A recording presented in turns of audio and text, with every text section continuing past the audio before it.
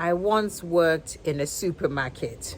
So one day, one of the staff members, a young lad, he was due to start work at 9, but he was around that area early in the morning.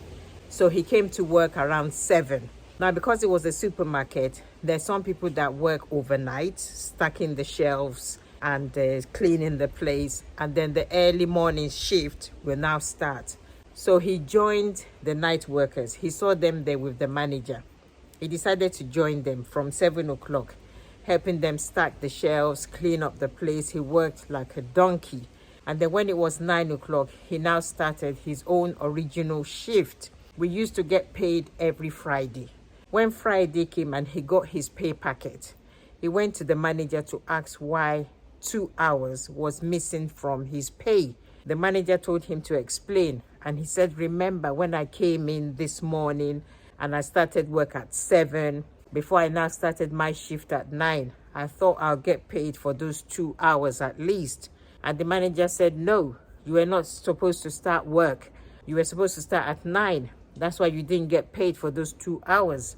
And the lad said, but you saw me, and you saw me change into my uniform. You saw me pick up a trolley and everything working. So why didn't you tell me that it wasn't my time to work? And the manager said, why should I tell you? You're giving us free service. I could see how hard you were working. Why should I tell you? So he did not get paid for that 2 hours. He wasn't happy about it, but he could not do anything about it. So it got me wondering that sometimes we might be in church working hard, but does God recognize us as a Christian, as a Jesus follower? I was talking to my husband the other day. With my former church, I was the church secretary. I get in early in the morning. Sometimes I open up the door and I go straight to the office. I'm working hard. I'm writing bills, writing checks, paying invoices. Everything was impeccable. When stationery ran out, I would put in an order for it. The office worked like clockwork, but I was always in the office. Even during the church service, people would be downstairs. They'll be praying. They'll be listening to the word. They'll be in praise and worship. I will be in the office doing administrative work instead of worshiping God. So if God had come at that time, if Jesus had paid that church a visit, would he have recognized my hard work? Would he have recognized me, as one of his own? Or was I just in church just to do an administrative task? Like that guy, he worked for 2 hours. The manager saw him, but did not recognize his hard work. He was not paid for it. So sometimes some people may be in church.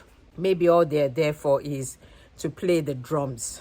If they're not playing drums, they're not in church. They're not listening to the message. They're not doing anything else. It's only during the time of praise and worship you see them on the drums. They'll be playing so hard, they'll even be sweating. But does Jesus recognize them? So why are you in church? Are you just there to do a service? You're there because you're the one in the kitchen making the sandwiches and the coffees for people. Because there's some churches before the service, they have coffee. There are people who do that. And there are some churches after the service, there's teas and coffees. Is that the only reason why you're in church? Because I need to make the sandwiches. Because I need to wash the cups. You're doing a service. Yeah, fine. People are happy about it. That's hospitality. But are you really there like worshiping Jesus? Are you really there like serving the Lord apart from that? You know what I'm saying? So does God recognize you? If Jesus comes, will he say, my faithful servant? Or will he look at you and say, I don't know you? You say, but Lord said, nope, I don't know who you are. So we should not only go to church just to go and sweep the floor, clean the chairs. Oh yeah, I have to go because I'm the one who sets up the equipment. That should not only be the reason why we go to church. Yes, we do need these people. Yes, we need the audio. We need the audio department. We need the praise and worship. We need the coffee makers. We need all these people. But make sure that you're not sacrificing your worship with God by doing all those things. Make sure that even while you're doing that, you're still worshiping God. What I should have done then was to say, during church service, I can't be in the office doing administrative work. This is my time, these 2 hours, to concentrate and worshiping God. But I was happy to be in the office. Even sometimes I might be in church, I'm dancing, praise and worship is on, I'm dancing, having a good time, and somebody will say, Tina, please, can you help me type this letter? I'll be like, yeah, okay, I'll do it after the service. No, can you do it now? Because I'm going to leave before the end of the service. Please, can you do it now? And I'll leave the church, go to the office, and start typing the letter. When that's done, I get caught up with other administrative stuff. Before I realize it, they are saying the grace downstairs, the end of the service, and I haven't worshipped. Yeah, what I'm doing, people were happy about it. Yeah, the pastor was always saying, oh, thank you, Sister Tina, for your service in the vineyard. Everything's running smoothly. But what about my own personal relationship with Jesus? Was that running smoothly? So you need to be careful that you're not just doing all of this and at the end, you won't be recognized. And instead of getting your payment, God will say, nope, you were not even supposed to start at that time, or you were not there at all. That's why you were not paid. You'll be like, God, what do you mean I wasn't there? I was there before the service started. God will say, no, I didn't see you. You were doing your own thing. I didn't see you. So we do need to be careful.